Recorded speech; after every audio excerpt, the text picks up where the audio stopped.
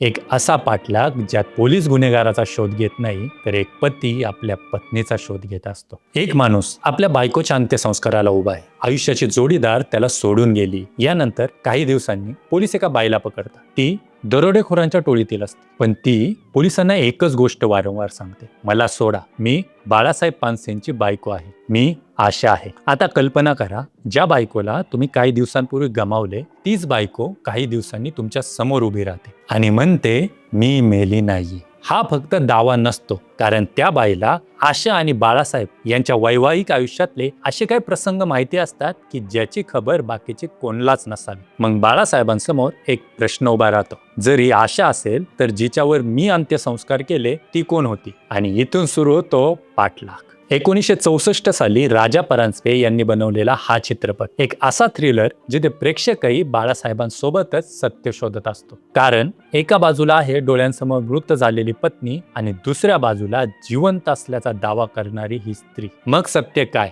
भूत, फसवणूक की काहीतरी वेगळंच? आणि मग जेव्हा ह्या सगळ्या रहस्यामागचं सत्य समोर येतं तेव्हा पाठलाग आपल्याला एक गोष्ट शिकवतो. कधी कधी सत्य आपल्या डोळ्यासमोर असतं, पण आपण त्याच्यावर विश्वास ठेवू शकत नाही, कारण आपण सत्याला नाही, आपल्या आठवणींना खरं मानत असतो.